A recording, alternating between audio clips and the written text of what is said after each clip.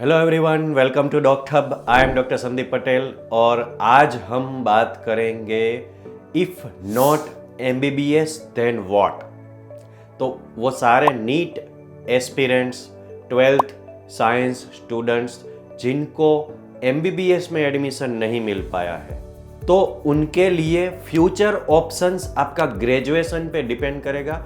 और बहुत सारे ऐसे करियर अपॉर्चुनिटीज़ है, अच्छी अपॉर्चुनिटीज़ है जहाँ पे करियर ग्रोथ और अर्निंग अच्छे हैं। तो वो सारे ऑप्शंस हम इस वीडियो में डिस्कस करना चाहते हैं। वो सारे NEET aspirants, 12th science students, उनके लिए करियर ग्रोथ और फ्यूचर अपॉर्चुनिटीज़ क्या क्या है वो आज हम बात करेंगे।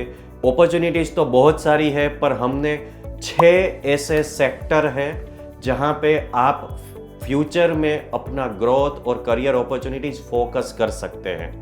First is clinical data management. इस फील्ड में तो अगर आप 12th साइंस के बाद फार्मेसी फील्ड चूज करते हो, बी फार्म, तो उसके बाद आप क्लिनिकल डेटा मैनेजमेंट में clinical research, pharmacovigilance, drug regulatory affairs, ये सब सारे जो सब्जेक्ट्स है उसमें post graduation fellowships, there are post graduate certificate courses बहुत सारे अवेलेबल है, इसमें फोकस कर सकते हैं। इस फील्ड में आप क्लिनिकल रिसर्च ऑर्गेनाइजेशन में काम करते हैं as a clinical research associate, clinical research coordinator, clinical trial और क्लिनिकल डेटा मैनेजर्स, इस सारी पोजीशन पे जहाँ पे ड्रग रिसर्च और ड्रग के रिलेटेड जो ट्रायल्स हो रहे हैं उनको डेटा डॉक्यूमेंटेशन वाइज आप मैनेज करते हैं।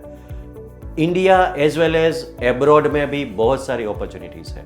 सेकंड ऑप्शन है जेनेटिक साइंस। तो अगर आपने 12th साइंस के बाद बीएससी बायोटेक्नोलॉजी, लाइफ साइंसेज और माइक्रोबायोलॉजी, बायोकेमिस्ट्री, इसमें अगर आपने ग्रेजुएशन किया है तो फर्दर आपका पोस्ट ग्रेजुएशन और पीएचडी लेवल के सब्जेक्ट्स आप जेनेटिक साइंस के रिलेटेड चूज कर सकते हैं, जैसे कि molecular biology, molecular genetics, genetic research, ये सारे फील्ड है जहाँ पे कैंसर ड्रग्स, वैक्सीन्स और न्यूअर ड्रग डिलीवरीज और जेनेटिक मेडिसिन में रिसर्च हो रहा है और नए नए ट्रीटमेंट ऑप्शंस के ऊपर वर्क हो रहा है। तो उस फील्ड में आप India as well as abroad in developed countries में बहुत सारी अपॉर्चुनिटीज है अगर आपने इस फील्ड में काम किया।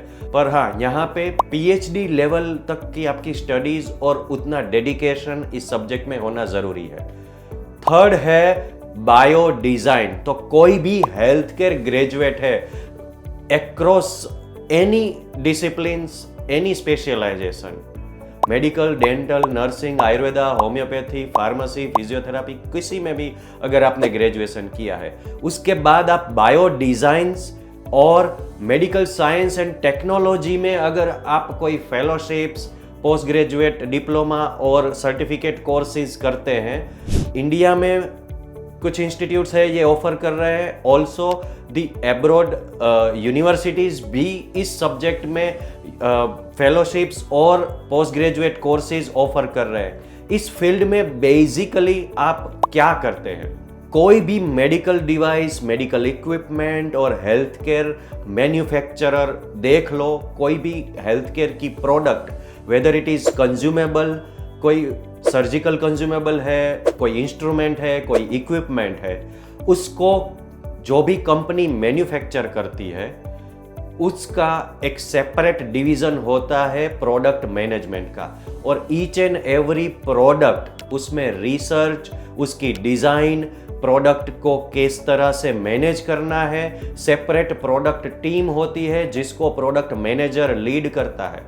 तो और मल्टीपल डिपार्टमेंट में मल्टीपल प्रोफेशनल्स के साथ कोऑर्डिनेट होता है और उस तरह से वो लोग न्यू प्रोडक्ट अपनी डिज़ाइन करते हैं, फिर उसको मैन्युफैक्चरिंग और उसको रोल आउट करते हैं, एग्जीक्यूशन करते हैं। प्रोडक्ट का पूरा start from the idea level से लेके पूरा प्रोडक्ट को मार्केट में लॉन्च करने तक की पूरी प्रोसेस में प्रोडक्ट मैनेजमेंट प्रोफेशनल की रिक्वायरमेंट रहती है।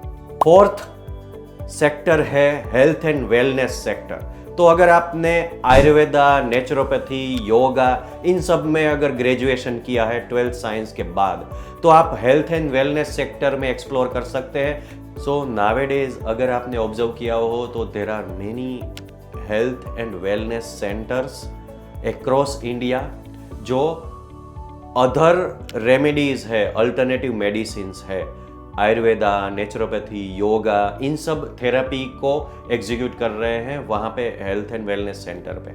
तो आप अपना खुद का हेल्थ एंड वेलनेस सेंटर भी ओपन कर सकते हो और बड़े हेल्थ रिसोर्ट्स है या वेलनेस सेंटर्स है उनको ज्वाइन भी कर सकते हैं।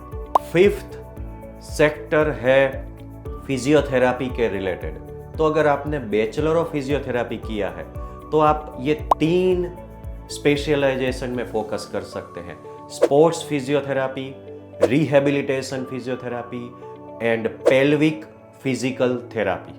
सो 6th फील्ड है mental health and psychological counselling.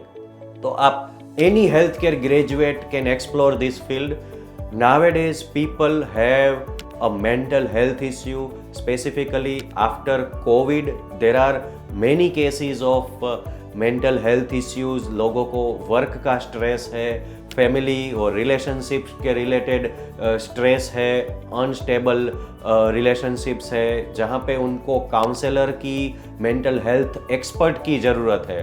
तो इस फील्ड में आप अपनी प्राइवेट प्रैक्टिस भी कर सकते हैं और there are hospitals who are also offering such speciality, तो आप उनको भी ज्वाइन कर सकते हैं। तो ये थे सारे field other than medical fields जहाँ पे आप after health care graduation focus कर सकते हैं future career and growth opportunities के लिए। और अगर आपने डॉक्टर हब को सब्सक्राइब नहीं किया है तो please subscribe to our Doctor Hub channel. तो ऐसे ही हेल्थ केयर प्रोफेशनल अपग्रेड के लिए stay tune with Doctor Hub. Health care में करियर, चूज डॉक्टर हब।